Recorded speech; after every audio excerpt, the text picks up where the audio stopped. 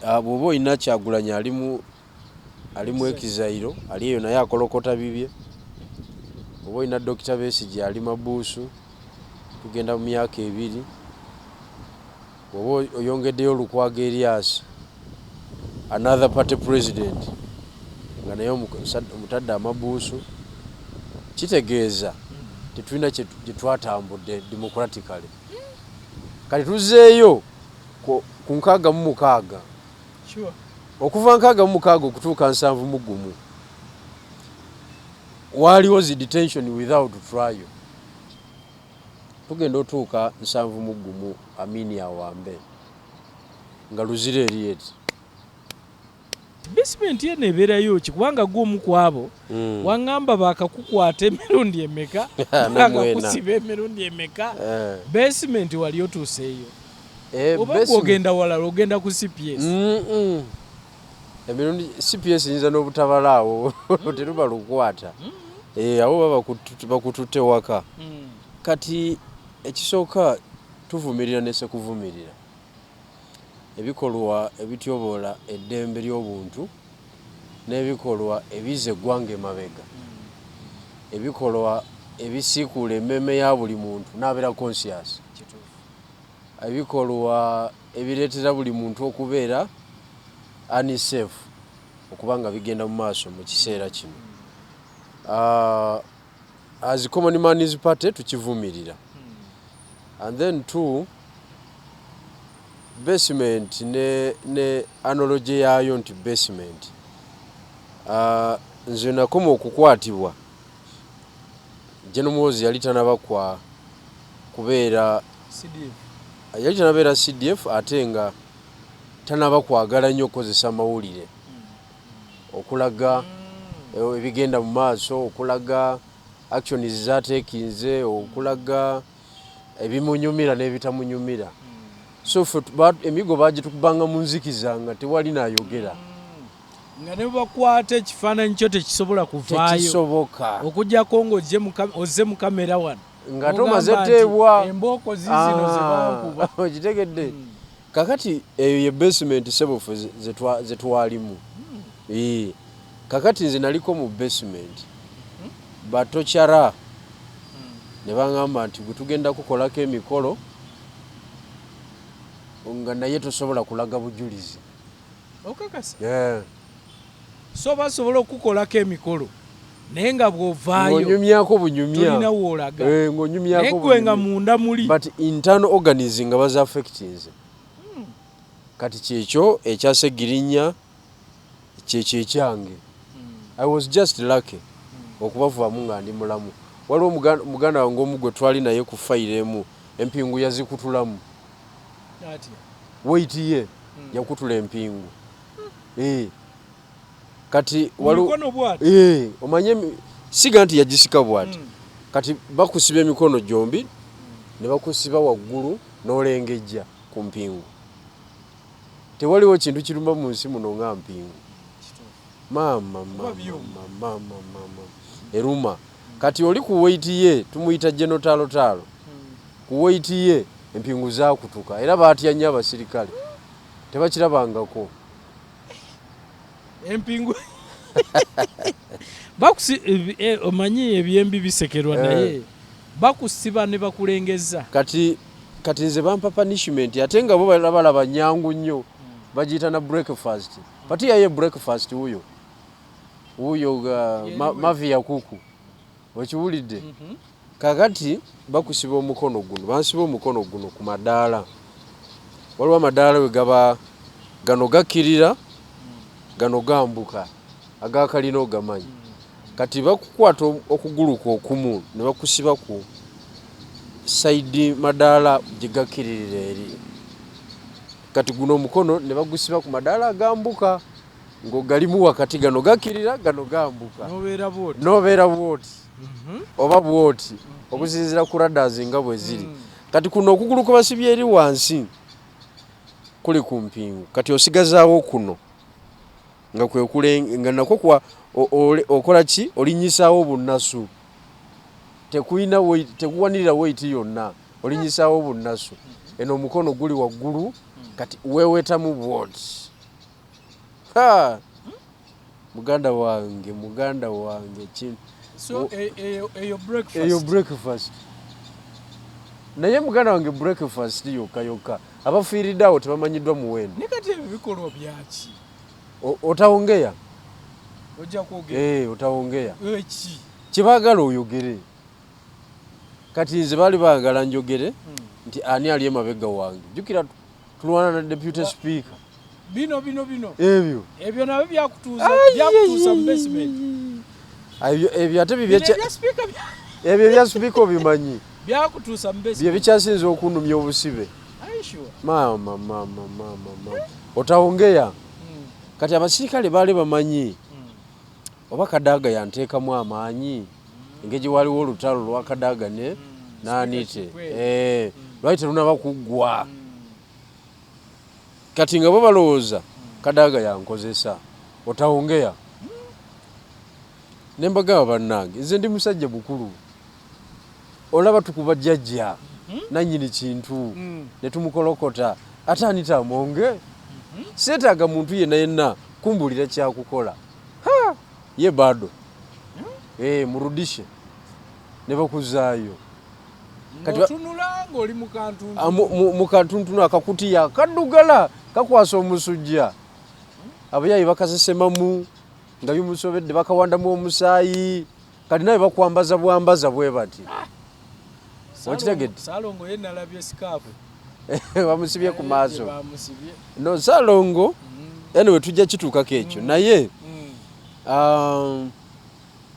abakungu ku CMI ndowooza babagikyusa erinnya kati naye ffe tukyamanyi CMI kyangu nnyo okutwala obulamu bwo ate oluusi nga nabo nga babadde tebamanyi nti tolina bulamu mbadde ngenda kubuuza nti ebintu bino bibeera wa CMI kubanga mbuya bw'ogamba nti oluyingira mu drone nga kantuntunu aluma omanya ddi gye bakututte andi kati nze drone yanzijja ku CID headquarters bankasukamu akakutiya ku mutwe n'esimbula kati nze olw'okuba ekibuga nkiruddemu emmotoka bweba etambula omanya ekutte rino kati twatambula industry area wuyo bugoloobi amakubo mbanga manyi kuba nduddewo ebbanga lyonna kati nenjiwulira ng'eyambuka akasozi k'embuya nkamanya kagenda ku Ministry of Defence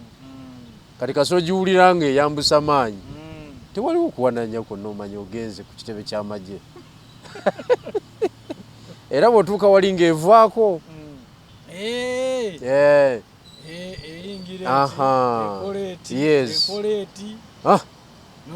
ng'otuuka kakati olubala kakati nze bwe batyo bankola tugenda okutuuka ku CMI ngenda owulira ekizimbe kyonna kijjudde maziga okuva waggulu paka wansi abantu balaajana wowe otawongeya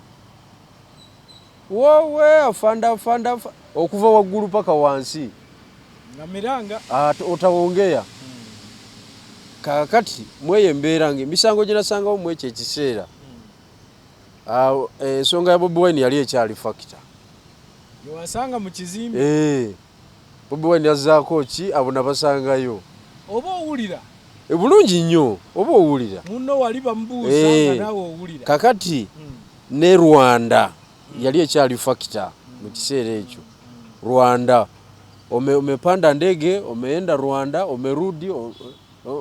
weko na mpango gani business gani mwenye naenda mbele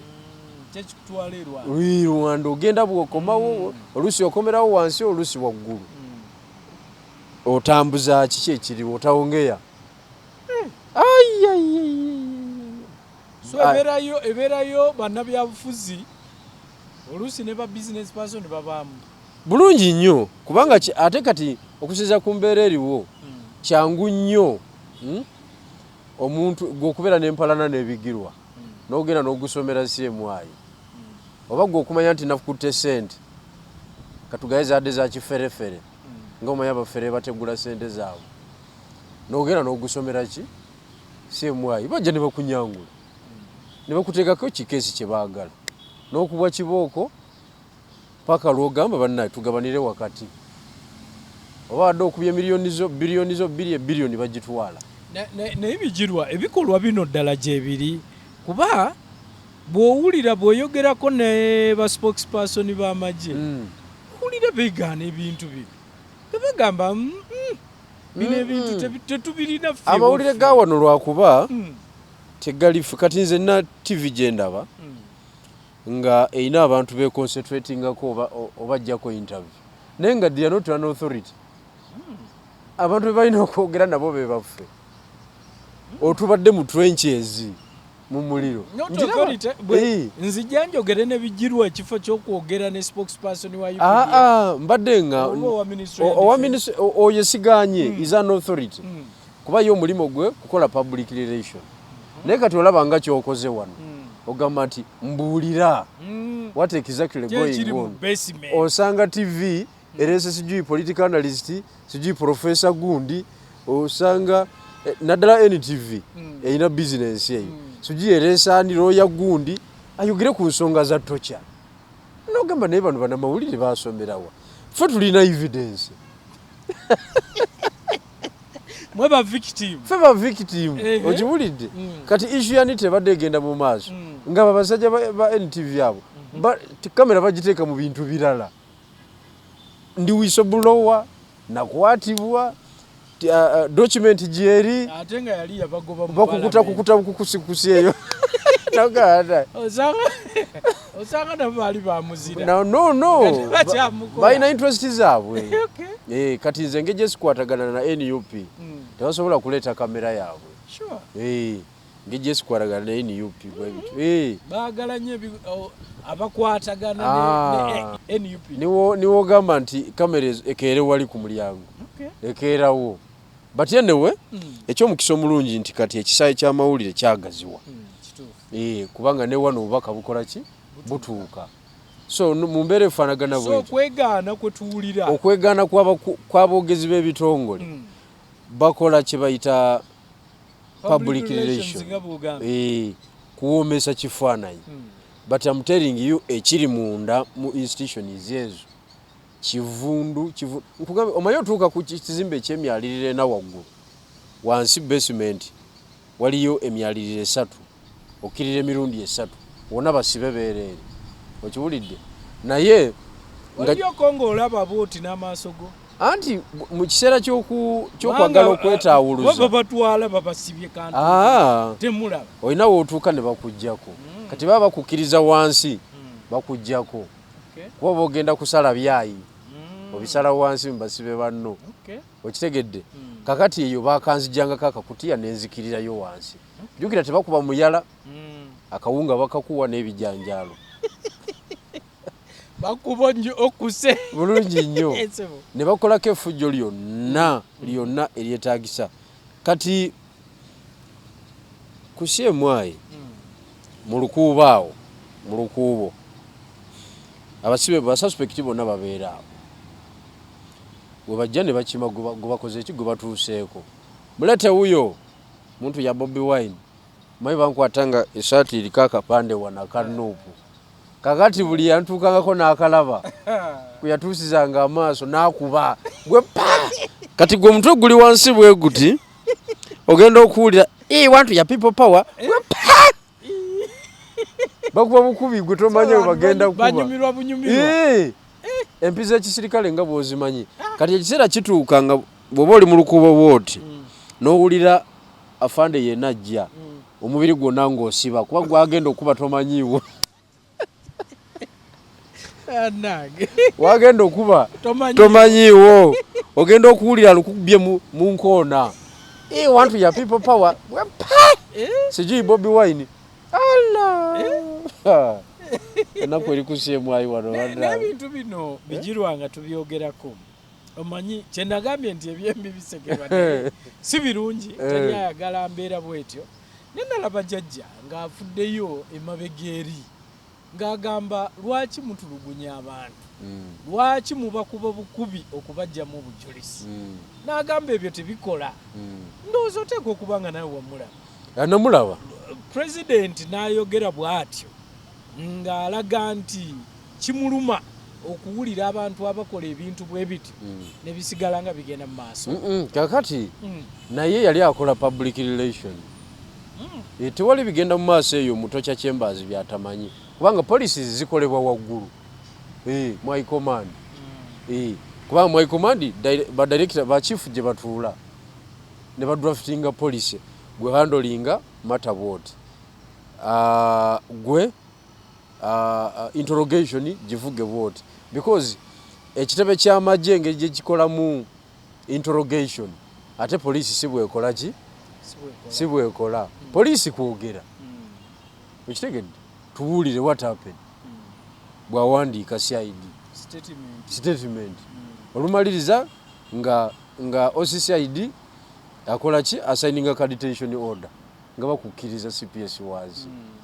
oluvaayo nga file bagitwala wani wa state nga noonya section mwakuchargingira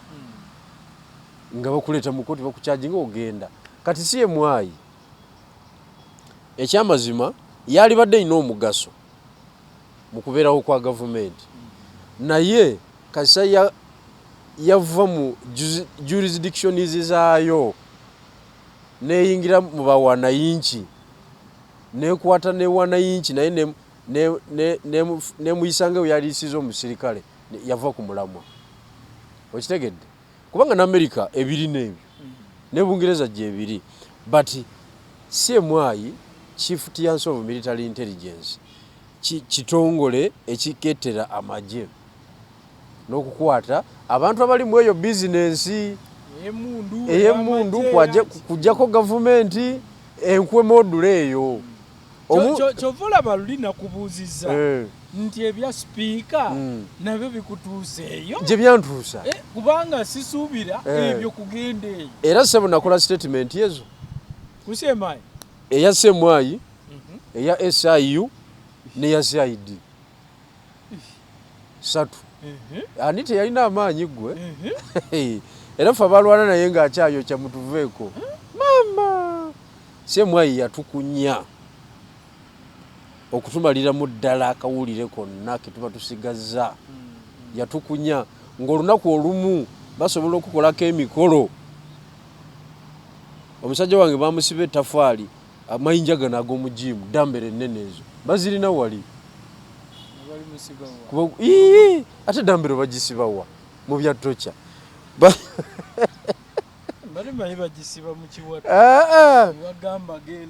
ebyo ng'oli mujimu bamusiba dambero ne bamugamba waamuka n'agisitula 20 mwezi osigaza nkugambye binaanuuka kati waliwo munamawulire yawangudde n'omusango ye yawaaba tocha yatutuukako bamuyita Pedison Munyankole baba Munyankole bamukwata ne babigirwa bakuba Pedison emiggo tali kiddira nenga ekimukubya extra kiki Munyankole nakyo kikubya Omunyankole okubeera ne bigirwa tebakusuubira kubeera mu bikolwa binafuya government eyamwe oli mulalu katukutere ojja kitegeera bakuba Pedison yasigaza bulamu bamuteeka mu kidiba ky'amazzi bakiyita nankanyi kabuli balina ekidiba ky'amazzi bakukuba olupiira pressure nene paka lwekijjula ng'oyimiriddemu paka lwekijjula bwe luti nga naye kigenda okujjula nga gwe omutima gwagala kwabika ebintu bino mba mwogere bituufu manyi waliwo ebintu bingi byempulidde mu bintu bya basement eyo edda twayogeranga safe house ng'owulira bamututte mu safe house naku zino basement gy'owulira so simanyi ate yo muyigirayo n'ennimi otawongea Kiswahili era Luswahili lwe lukola kakati simanyi Luswahili lwe lukola kati Pedison bamukuba kubeera Munyankole okwenyigira okwegata n'abayaaye babigirwa batyobole government n'okuginafuya oba oli awo n'ogijjako eyo n'afuna Olunyankole lwe kakati ffe tuli ba Luswayiri. Oh bamayite mulumanyi Allah kali bakutuuseeyo olina odduoge Allah bannange ku CMY era bw'owuliranga omusajja wo ng'omumanyi ne bagamba nti baamututte ku CMY muteeke musaala muteeke musaala abatagenze mu kitundu kirungi kati eyo CMY waliyo cases nga tezivaawo awo era eri munda waliyo abasibe bamaze emyaka 12 13 tafulumangako mu basement y'ekizimbe. Ogamba basement omusajja ayogerako bwogezi nti uwe mu maka ge. So CMY komera mbadde ogendayo kujja mu bwino nedda ssebo ogende mu kooti kati balayika Abaisirairi oba Abazungu balala bagizimba ekkirira wansi kati wansi nebamu n'emikwesezo zibanka bweziti okitegedde kakati tulinga wano nga eri kiri kyekizimbe awo nawona abasibe baje bali wansi okitegedde kati baba bakola ki waliwo bamaze emyaka 7 10 bamaseke birevu byakula bali eyo basoma Qur'ani ne zikaddiwa opapula ne bukaddiwa naye nga akyegayirira Mungu amugye mu kifo ekyo. Ebintu ebyo mbiwulira mbadde manyi bibeera mu makomera nti oli aludde kakati zikyenkugamba kyekyo okiwulidde nakyerabirako kyantuukako era nakizuula nti waliwo abantu baffe twanoonyanga mu Nuupu nga tetubalaba n'ebitongole by'okwerinda nabyo ne bituuka ekiseera nabyo ne byegaana tetumumanyi kati wali eri woba ozzeemu n'ekirwadde kyo jjukira abasirikale tebakimanyi abantu tutambula n'ebirwadde byaffe kebakukyamulamu akasooka awo osobola okutuka n'ogweri kati mu kugweri omulambo gwe baba tebalina kyagukolera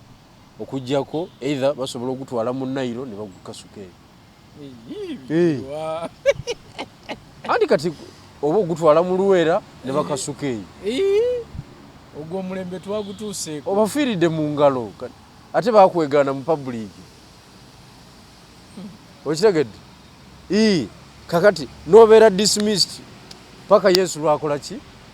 lwalidda nze nakirabira ddala nze singa nali sirinaamu lwa jimu lu training nali ngenda kuvaayo nga ndi mulema ddala kubanga musajja wange taalutaalo yavaayo ng'akoseddwa nnyo kati nga batuuze eri ku so bwe tuwuliranga basement tumanya nti eyo CMY basement CMY nabadde mmanyi nti bifo byanjawulo CMY kati bakukozesa okola statement yaawo ya kinamagye bansalinga question okusinza ku script yaabwe kati ne bakwata statement gy'okoze ku CMY ne bagitwala ate ku SIU nabo bali wali nabo bakulindidde awo okitegedde n'ogikola ye SIU nayo bagiyita charge and caution nzibu nnyo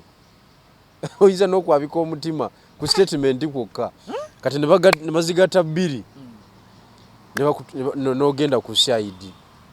headquarters kati ye CID headquarters kati officer wa CID akubuuza ali guided by the other two statements kati eyo ye statement gye batwala mu court ngenda okutuuka mu court nga banvunana computer misuse and offensive communication nenga embwa zino zimanyidde nenga obadde mu basement embwa zino zimanyidde obadde mu basement mbadde mu basement mu kuyiga Luswayiri computer misuse nembaga naye mumanyidde bumanyizi bannaye eno kesi teyinza kunkubya teyinza kunkubya weri walisuubiddeyo treason cases tewamu nemmanya nti ndi mu bya mundu kale ne bwoba onkubye ekibooko mmanya nti olina information y'amaanyi gy'okola ki naye computer misuse bankola bubi nnyo bankola bubi nnyo nabanyiigira nnyo abasajja abo. So tugambe nti bangi gye bali eyo nga batwalibwa naye ng'emisango tegyali badde gyeyo. Bayitirivu nnyo. Kati twali tuli awo ne bayoola waliwo kinankanyi Royal House kiri eyo Kawempe. Basuspectinga nti nannyini kyo yali atunda magi agawa obwana ne butambuza biki alina obwana bungi. Oba abaani yamusoma nti alimu ebyekiyeekera biki amobilizinga asololeza wano abantu ne bagenda okumunywa. Kati naye mukwekanga n'ayuza nadduka ne bamutwalaganya bubi nnyo. Kati ne bayoola abaliwo awo bayola buyozi obwana biki bece baleetanga 12 mulundi gumu ne bayiwa omu abaana abato. Kakati okulowooza obulowooza ku fayiro yo kisobola okutwala weeks 3 ku mwezi nga guba kyakutadde eyo okujjako ng'oli okola amawulire. Kati nga ffe batukwata okola amawulire, so pressure ebeerayo wabweru waggulu y'amaanyi. Naye bano ordinary citizen obeereyo ne bakwerabira. Nkugambye ekisooka allegations nnyingi nnyo ze balina. Kati babeera mu field buli dakiika. Kati mwekola interrogation ne extortion. Kati cases ezimu ezo ziri ordinary iwa na inchi hakuna faida nga toyina kakadde kamu kitundu bubiri okuva ku fayiro. Ate nawe ogenda okulaba nga bw'otaleeta ssente ove ku fayiro biwanvuye. So n'enguzi mweri bulungi nnyo. Ate mpitirivu nnyo. Ye ne bakuzuula nti wafunye ssente za golodi bano abafere b'emunyonyo. Gutekwa okukuba oba oyagala oba toyagala. Ne bakuleeta wali. Bonna abagolodi twabasangawo. Bakyateesa n'abafande. So manya nti kirimu ne business ey'amaanyi. Anti kati abasirikale advantage gye balina nti bo balina obuyinza okukwata ku mbeera yonna. They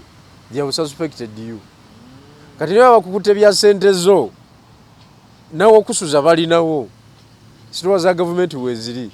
ze seerozi n'emmere ya gavumenti weeri. Kati bo bakolera mu magoba okujja okukwata bavuga motoka za gavumenti, mafuta ga gavumenti. Okiwulidde empapula zibawandiikako ebintu byabe bya gavumenti. We bakusuza wa gavumenti akamere kali ku budget. Tebateeka okujjako okuteekamu amaanyi gaabwe ng'abantu. Naye bakolera mu profit ya 100%. Buli kimu kya gavumenti. Era tebayinza butagaggawala lwakuba ebisiraani bingi. Sente y'ekibi. Era olaba mu kiseera ekyo Wabekandiho I think Major General oba Lieutenant General yali chief wa CMI. Era batukuba kiboko nga yafande waawo. Ebiseera ebyo. Naye kati olaba naye byamutagalako. Ayinza okuba naye yatuukayo.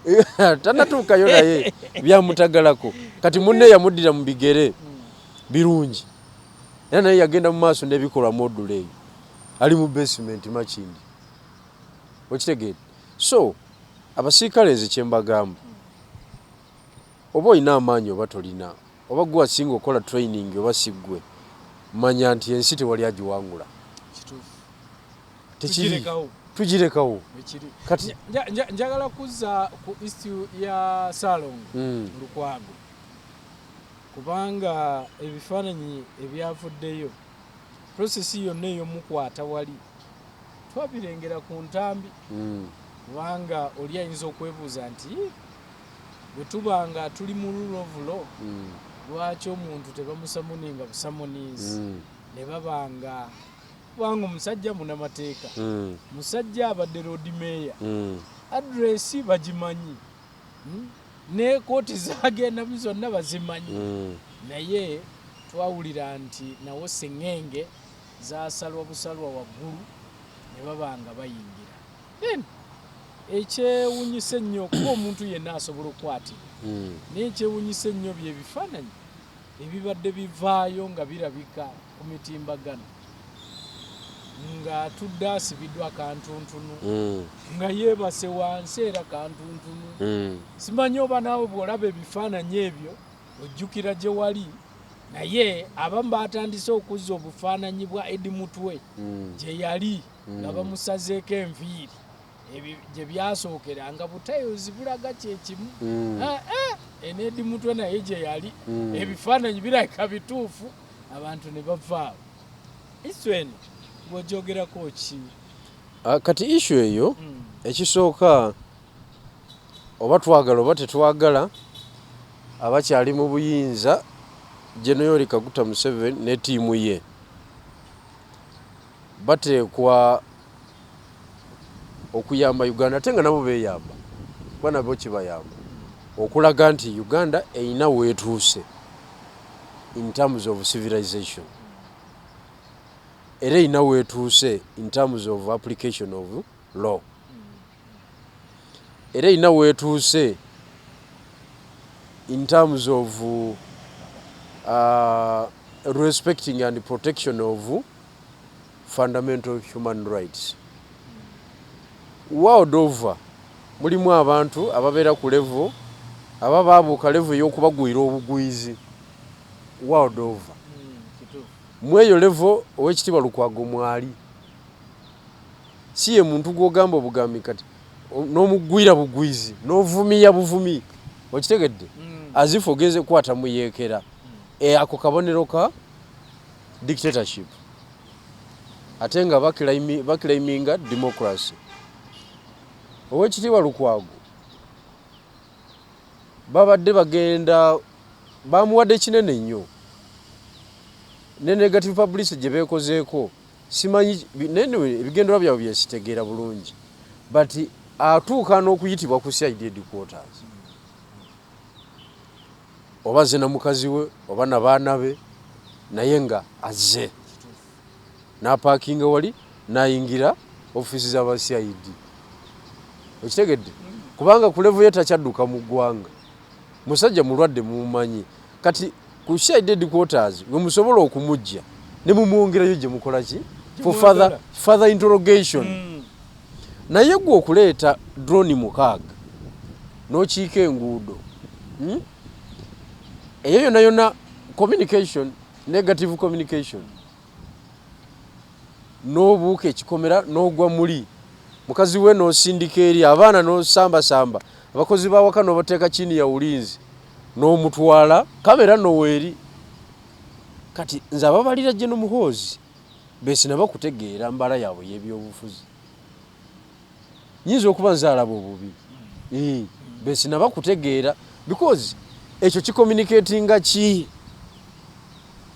era oli ajja kugamba nti acommunicatinga fear gyagala okuimpatinga mu bannayuganda naye omanyi nti fear teri sustainable nenga fear yaki anti fear ngajja oba oteeka mu bantu fear eba yaki bagambe nti gwe badimanyi bw'oba ojja ate olina kwagazisa in fact strategy entuufu strategy entuufu ku General Muhoozi gyali alina okukola nze mba kubanga nali ku ttiimu ye emuwa amagezi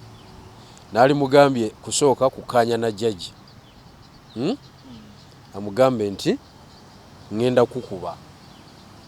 naye nga bakikanyizaako nti kati nze nzijira mu criticizinga gwe byokoze kubanga judge ye byakoze abikoze eki era mu butuufu ali ku finishing tekiriiko wadde okola ki okubuuza kati omuntu ayagala okutandikira jjajja waali waakomye olina kubanga ebyajjajja ebimu obikubyemu ebituli weewombeese weefudde atakakanya na taatawo byakoze eki byakoze naye gwe ate bw'ojjira mu mbeera ng'ate taatawo yadiyadiko yadiyadiko ng'omubi omweru muganda wange kye bayita okwata power oyinza okuzibuwalira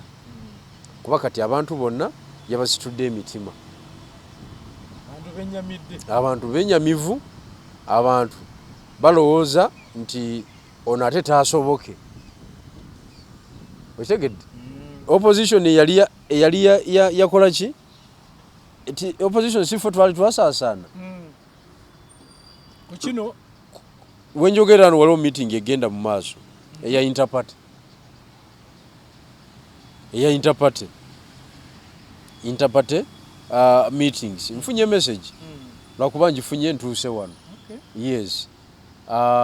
Era kati okuddamu okwekwanya okugatta amaanyi n'obusobozi tubeeko kye tucommunicatinga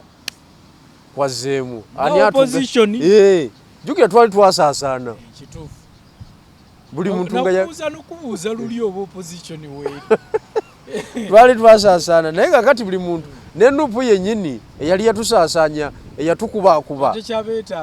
ng'erowooza nti emazeeyo nayo mu kisaawe yagenza okulaba nga naye emiriddwa tesobola kumalako okitegedde kakati ebyo byonna so ababalira omukulu nze embala yaabwe mbakubamu ebituli embala entuufu era muwozi yali agenda kukwata kiwedde nga talina resistance neegi just one point kukanya na taata we nti byengenda okukola ngenda kucriticizinga gwe kati ate yali badde nawe opposition yali bye emitima gya buli muna Uganda nabo opposition n'okusinga ffe abali mu official capacity y'opposition naye yali bicriticizinza atyanga birungi strategy si kuripoti era abantu baali badde bagamba naye olimba omusajja akoze kino wakati bw'ogamba mwe mwennyini mugamba muzeeyo oyinza omukola ekintu n'akugumiikiriza ebbanga lyonna n'akuleka naye nga yakuvaamu kati ekyo nga gwe strategical ojja otyo kikuba ebintu kujja gye bimukuba tebiggwawo bingi ebyo bize ensonga ozoogera n'obudde ne bukya niwankubadde nga alina achievement weziri mpitirivu era zayimirirako naye n'akola ki n'awa defense ye naye nga bw'oba oze kumutemaatema era omutemaatema n'otamulekaawo ensonga y'okulaga abasibe bano oba abakwatiddwa oba basuspects ku mitimbagano gw'ojogerako no anti kakati gye n'omuhoozi ono muganda waffe Kabanda yatugamba naye no platform yiye ekyo tekikyaliko ebyombo ate siyiye ate eyo yiye naye kati mwami Honorable Kabanda Daudi bwe yali akyali ssaabawandiisi wa PLU yapiyaringako actually it was last week mu mawulire n'agamba nti omukulu ayagala nnyo okusaaga asaaga nnyo kakati oluusi asaagira mu mbeera ebegenda mu maaso kakati ye byasaagira mu kuba engeri gy'atayiseeko mu bulamu obuli haadi asaaga nnyo mu kusaaga asaagira ku bulamu bwaki bw'abannansi kakati ensaaga yeeyo kubanga ekyo ekifaananyi okiraba kibaleese nga basibye amaaso si kyalukwago si kyalukwago it was just kya muntu mulala oba bagiyita photoshop ko naye kati ye yakipositinze mu mbeera eriwo okiwulidde mu mbeera eriwo nti omusajja y'oyo gwe batuusizaako eyo embeera kumbe on the contrary nga si kyekyo naye effect oba impact gye kikola negative impact simanyi oba batunuddeyo eyo kuba nze nalabye response ng'ogyeko abanuupu naye response y'Abannayuganda nakabala ordinarily bali abatalina mu byabufuzi abali ku mirimu gyabwe ekifaananyi ekyo engeri gikyabanyizeemu emitima gino muhoozi yaluuzinze kinene ng'ogyeko abanuupu kuba abanuupu bo bagambye nga bayita mu babuloga baabwe nti waliwo yasoose okuba akayimba kandi baakabadi kakati bamala okuba akayimba ke n'agamba tubalaba kati mukutte Lukwago diversionale tubalaba kuba twebuuziza kyekiyinza okwasa Lukwago kati nga tekiriiwo tubalaba mwagala olw'okuba ow'ekitiibwa Kyagulanyi tali mu ggwanga mutekewo aba opposition abala tubalaba kandi bakabadi aishu eh eri ababirabira mu ange oyo ye nupu ocheged kakati bwe kibange embeera eri bwetyo era ze zimu ne ku nsonga ezinemeseza okukola ki gwe mbadde nsobola okwongezaayo kati nsobola okuva mu meeting ngezo gatagattamu ne ngamba ngende mu meeting erimu bano ne bano ne bano bano bagamba kabadi ate tugenda kuteesa kuki bano bagamba kaki kabadi ne ngamba kangende nkola ekisubi wange musobola okukanyizaawo okufuna we mukanyiza ku musajja kike mba mukolera okusobola okumutaasa kitegeeza tuli ku peegi za njawulo nnyo abambalowooza kandi bakabadi kiwaani nkugambye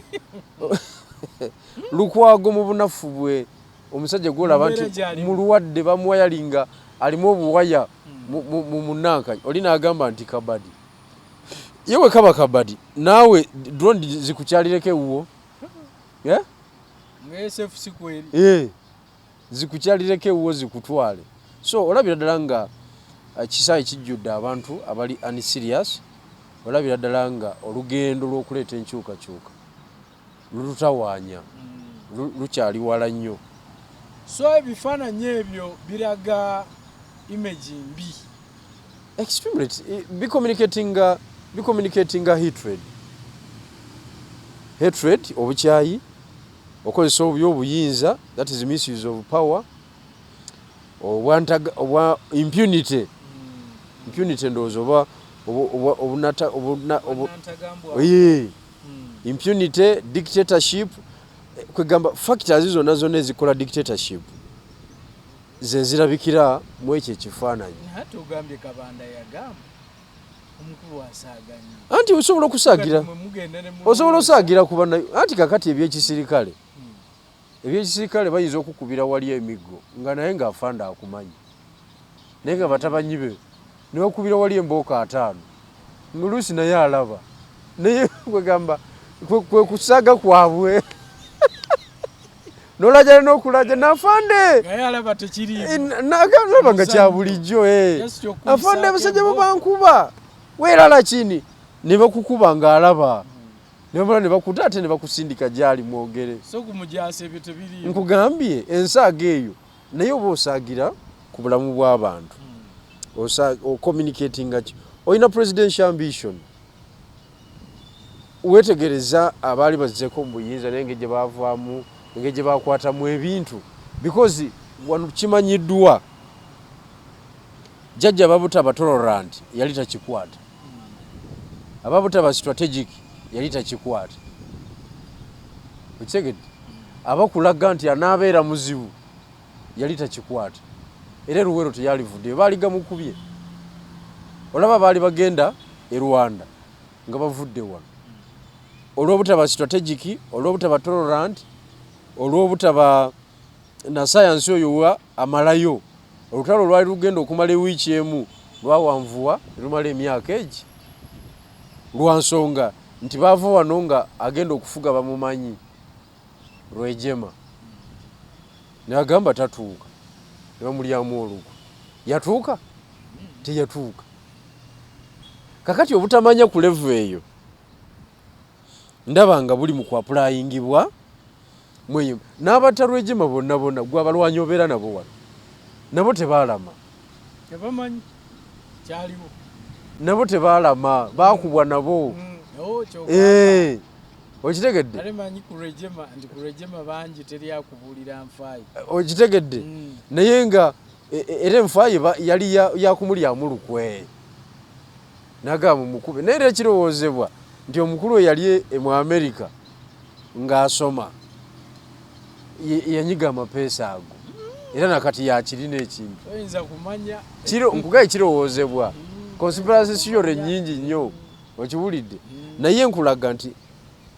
obutamanya kweyo level naye omuntu nga Rwejema n'afa mu lutalo luli simple olutalina hard nga lwe baalimu wano lw'NRA olabira ddala nga abafirika engeri gye twapulayingamu knowledge erakinga ebintu bingi naye okusooka mu nkwata ya Ssaalongo twalowoozezza nti kusamoninga kyekyavuddeko obuzibu naye mu kooti twawulidde birala ebyasomeddwa simanyi oba wabigoberera naye eri twali tumanyi oba omukulu twalaba kwekisi nga kuliko nti kujjako muzeeyi yayinza okunsamoninga naye teri mulala yenna ne tulowooza nti oba kyekyo naye byagenza okukola biti nga tuwulira nti miitingi Besigye ze yalimu naawe ezimu wazimanyako byetuwulira kati andi kakati ekisooka Oweekitiibwa Muhoozi katugambe nti Lukwago alina omusango but is that the way you communicate really gwe n'otuuka okugamba nti mukyala wange Chariot yaŋŋambye muto oyo mukwase poliisi mukyala olaba bwainvolvinga famire ye because zino matter bino ebintu bigenda ku rekodi bye bino abantu nsonga za ggwanga kati olaba bwainvolvinze olaba bwainvolvinze mukyala we mu communication kati kitegeeza mukyala we ali part of eba bigenda mu maaso kati kitegeeza ki bwe giwunya obubi bonna bali involved okitegedde kakati nze nno ndowooza oba Lukwago alina omusango oba talina musango leka right procedure ebeerewo provocative statement zonna kkiriza obagaana niwo oba nga wazimba amagye agafaana gatya nga magumu population negabeerako ne negative impact gayiika nga tegalina public appeal gayiika oba oyagala oba toyagala it's just a matter of time gayiika so mweyo embeera emisango gye bamutaddeko omanyi poliisi weba ekukutte oba amagye gaba gakukutte ekisooka tebabula musango gwe bakuteekako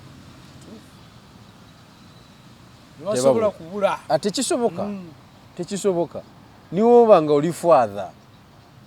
olowooza oli purified obuulira abantu kugenda mu ggulu totangako wadde ekiyenje mu nnyumba okiwulidde ne bakukwata ogenda okulaba nga bakusomera akaki akawaayiro bwe bakuvunaanira okusinziira ku kino ne kino mata yaabwe bagiise kesi yaabwe bagiyise misprision of treason njinoonyeza ne mu penny code nga sigiraba embuze okiwulidde kubanga mbadde njagala kumanya section eyo kati Oweekitiibwa Lukwago nga looya wa Dr. Besigye ye obuvunaanyizibwa bwe ku defending a client kati waba naye afuuse victim ekintu nno kyeyongedde okutaba kuba kakati bw'oba olina Kyagulanyi ali mu ekizairo ali eyo naye akolokota bibye oba olina Dr. Besigye ali mabuusu tugenda mu myaka 2 bw'oba oyongeddeyo Lukwago Erias another party president nga naye omutadde amabuusu kitegeeza tetulina gye twatambudde democratically kati tuzzeeyo ku 66 okuva 66 okutuuka 71 waaliwo zi detention without trial emisango gy'owulira Uganda Commission of Prison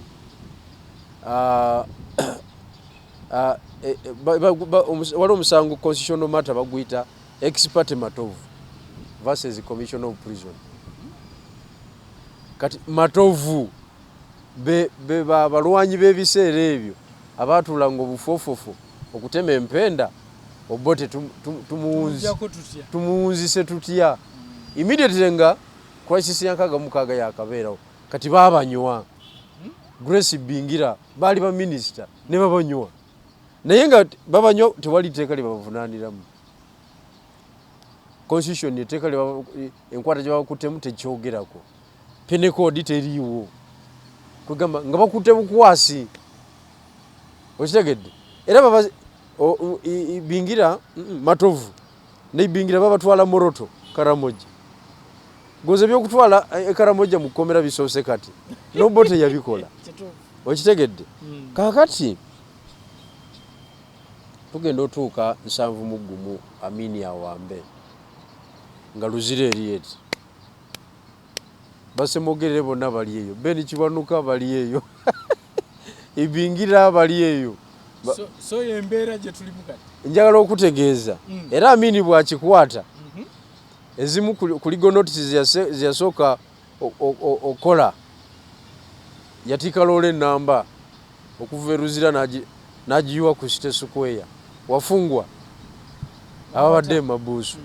n'abata yayita families zaabwe political prisoners nyenyi yote n'abata Amini bote byali akola ki kakati olw'ebyobufuzi kati ebintu by'ebyobufuzi ne gavumenti bizibu olwaleero obeeranga ali mu control 100% nga tolabayo factor neegi eyinza kuyiwa kintu kyo tugenda okwetoloola bwe tuti nga kiyise embeera eno gwe mukulaba okukwo ani ayinza ogikwatako ani ayinza ogitereeza embeera eyo gye tutambuliramu ey'obunkenke embeera eno bannayuganda be bayinza ogitereeza bannayuganda kasita baasalawo ne bagamba nti General Museveni tumuleke afuge paka lwanaakola ki lwanaakoowa lwe lunaku lwe twasarendalinga everything including our rights byonna twabiwaayo bannayuganda buli bakwata omukulembeze buli omu n'asigala ku mirimu gye kiba kitegeeza nti n'omulala bajja mukwata nali ndaba fight ey'empologoma ne Timba Timba yasoobasooba neefunza empologoma n'egisiba empologoma mukulaajana omanyi amaloboozi g'empologoma gagenda wala zine waazo ne zifuna netiwaaka nti ebyo bizibu zaatuukanga emu buli yatuukanga nga yeegatta ku lutalo naye ng'oli bamunyize okitegedde abulako buzi kumuswalowinga embirizi baazimenye edda empologoma zeesolooza mmeka zamaliriza ziri 4 zaatoba ne Timba paka lwe yawanduukula munne waabwe kati ate tezaakoma ku ekyo zamakinga sure nti Timba afa kubanga Timba yatuuka ekiseera n'abivaamu n'amanya nti olutalo lukoze eki lugaanyi n'ayingira ensiko baamulumbayo era baamaliriza bamugabanye kakati empologoma yali ecommunicatinga ki nti ono bwe tumuleka n'agenda mulabe ali mu kitundu ate ffe we tubeera ffe tuba tufugawo n'olw'ensonga eyo alina kufa era Timba baamugabana kati ekyo nkirireetinga ku ki nti population ffe empologoma Timba etayiza munnaffe mu kifo ky'okwesolooza tusotingawo tutimba eno kubanga bweva kwolija kumira omulala yamira Dr. Besigye yamira bawaiswa naye before waiswa okugenda era badda ebintu bino before waiswa okugendayo era nga nabo bali mu mbeera eya Kandiba Kabadi baba bakyali mu Kandiba Kabadi nabo ne bamusangayo Dr. Besigye tubadde tukyali awo Lukwago yakoze eki omulala anytime naye ajja kukola ki ajja kgenda kati ekyo kitegeeza ki tuteeka okweyisa ng'empologoma tuzimbe capacity ono aduuyi eri ffe ffenna tugate amaanyi tumugobe ku kyalo oba tugumiikirize gw'anaatayizanga oyo ng'alugenda ekyo kiri bannayuganda naye ekyo kiva mu bakulembeze era be balina okizimba obumu ku bunafu bwe tubadde nabwo wano mu byobufuzi bya wano be bakulembeza abataagala kuzimba busobozi. Kati road mayor mu capacity ye ade road mayor emyaka 15 tayinza kubanga bwakwatibwa embeera esigala busigazi ku nnomo. Erinomo munnabyabufuzi ali serious ng'obadde n'ofiisi ya Kampala okumala emyaka 15 katugeze giri effective giri 10 oteekwa okubanga wasimba emirandira kubanga ebyobufuzi bye bikola sente ze zikola ebyobufuzi. Wasimba emirandira mu wino mu lufula mu sekita ki emirimu gy'osobola okugaba gwe nga gwe abantu abo bonna nga wawababo to build capacity such that wabeerawo embeera eyeetaaga akasente olutalo lugende mu maaso nga okuba meeting emu oba essimu 2 emiliyoni 5 ne zibeera kuki ku meeza no planning ekyokukola. Kati ekyo opposition kikyatulemye wakati kino kirina kye kikulaga nti bwe bakwata omuntu abadde omuloodi ne wataba awaayimuka yenna kitegeeza ate abalala bulekazi abalala ate totawaana na kutawaana naawe kennyini kiraga nti tolina kyozimbye. Nze njagala okutegeeza na warning ekintu kino okuva ddala ku keesi y'Abasegirinya ne Alan Sewanyana nga ndi mubaka wa palamenti nze Bigirwa Moses. Ekisooka nkwatibwa ntya constituency netayogera tekisoboka busobozi constituency netayogera wakiri ekipiira kinyokeye ennaku 2 obanga omukozi wa gavumenti gwe bateeka obuteesa webale nnyo munnabyabufuzi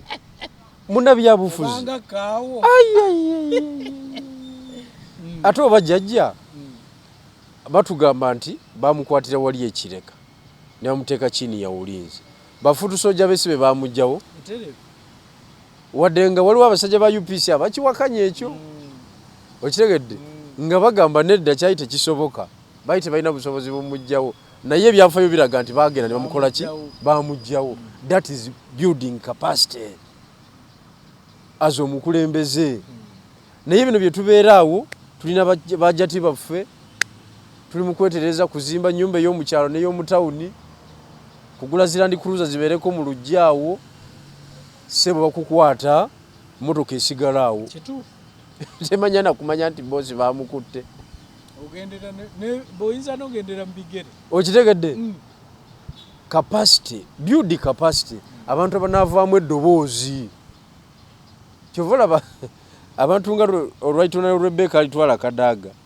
wa NRM naye Kadaga jaji yamuwuliramu mu kumufulumya